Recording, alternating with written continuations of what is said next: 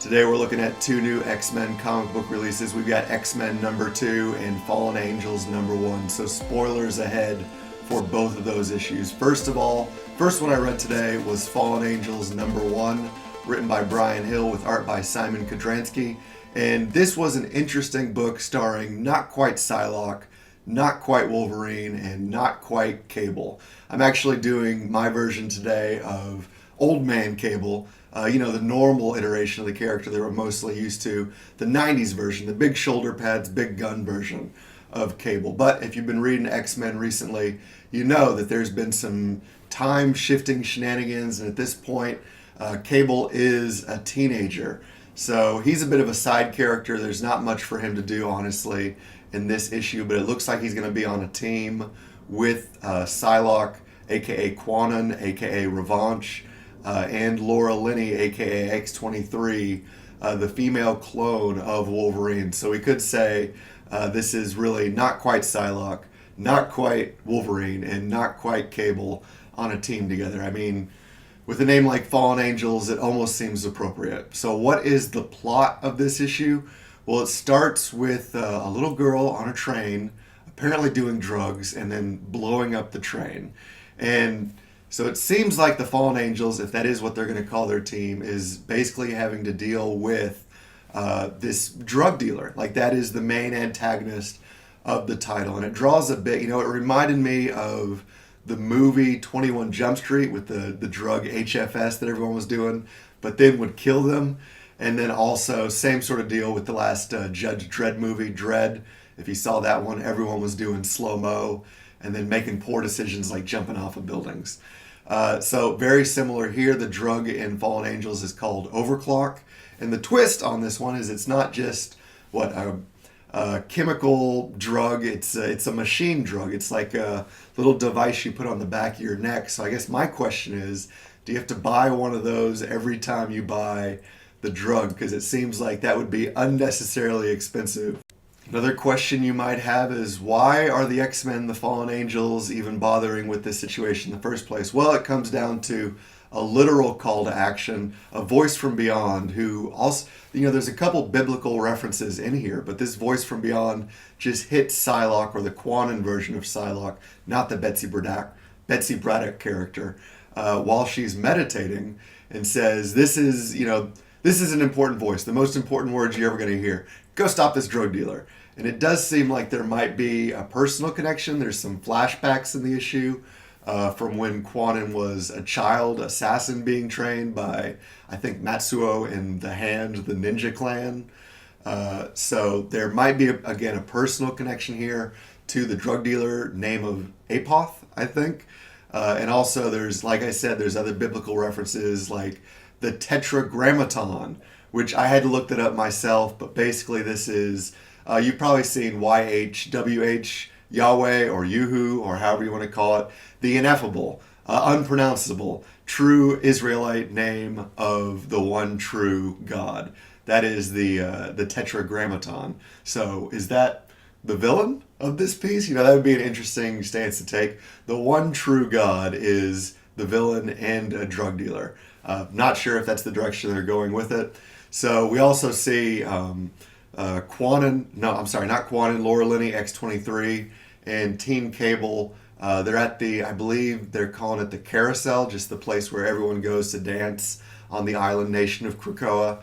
But they don't want to dance. They want to fight instead. It's a different kind of dancing, honestly. And it looks like, really, they're having too much fun with this. But while they're doing that, Psylocke, Quanon, again, comes up and basically recruits them and says, I'm putting together a team, and I can tell that you guys like fighting more than you like dancing, so you're with me. We're Fallen Angels now.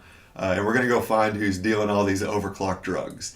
So they do that, but then Quanon, partway through the mission briefing, says, X-23, come with me. Cable, stay here, have some tea.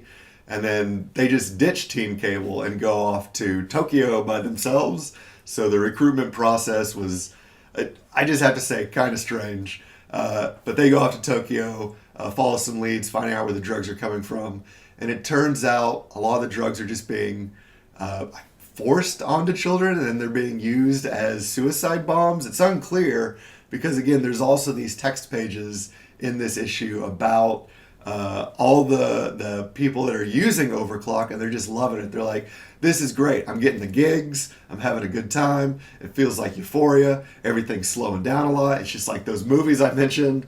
But then they blow up, which I guess, I don't know. Some people, that's worth it. It's like, yeah, I have a great time 75% of the time. 1 out of 4 chance I blow up a train or a house party with all my friends, but I guess that's worth it.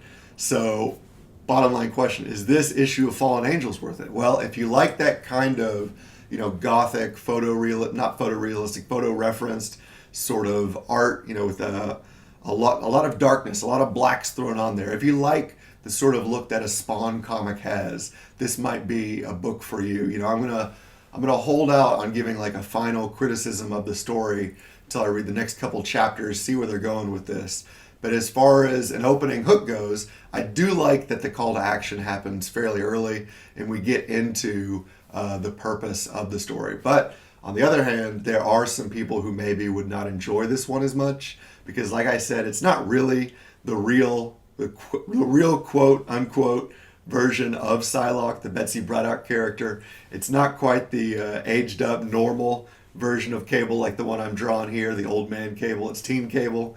And it's not Wolverine. It's, the younger clone female version of Wolverine. But I do think there are people out there who like those characters. So if you do, this might be the book for you. Well, that's basically it for Fallen Angels number 1. Let's move on to X-Men number 2. And if you did not get enough of Teen Cable and Fallen Angels, don't worry.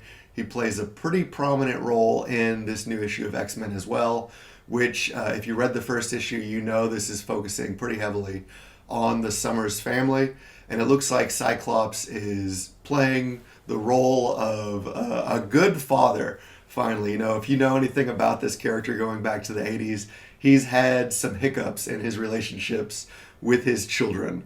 And with Cable, because for years Cable was technically older than him, like he sent him as baby Nathan into the future, and then he came back much older than Cyclops. They've had a strange, to say the least, father-son dynamic.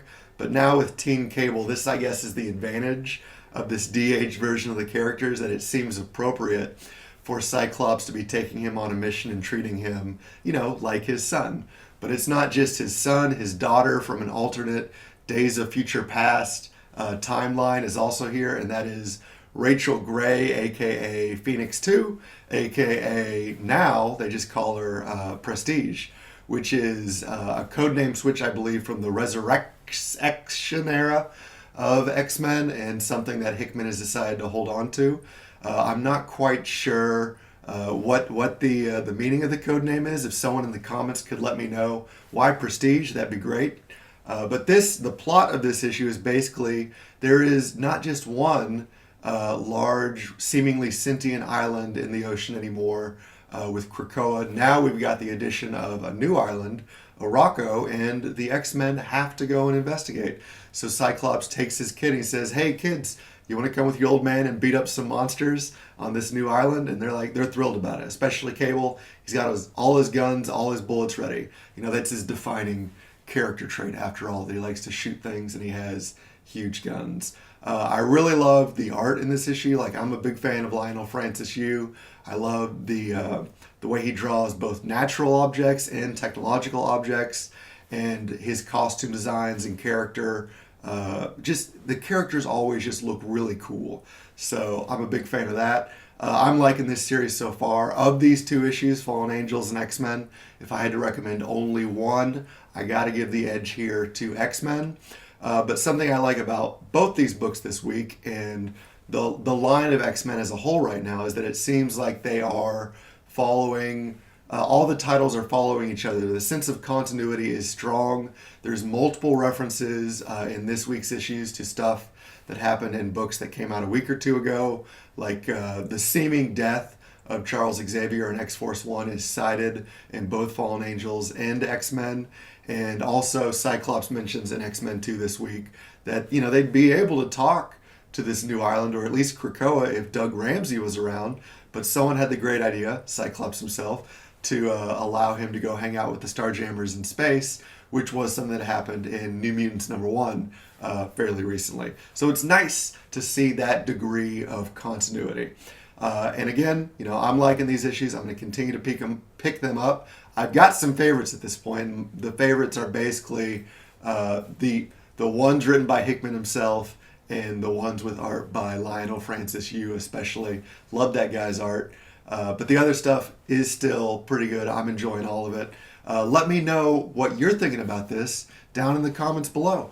And that's the end of my reviews, but you know what I always ask at the end of these videos is please, if you don't mind, smash that like button if you enjoyed these reviews, if you enjoyed watching me draw some cable while I was talking about some X-Men comics. And if you haven't done so already, please consider subscribing to the channel, tap the bell for notifications, and if you're an artist yourself, I'd love to see what you're working on, so leave a comment for that below. Either, anything works, X-Men commentary. If you want to share your own art, just let me know. Put it in the comments, and until next time, everyone, keep drawing.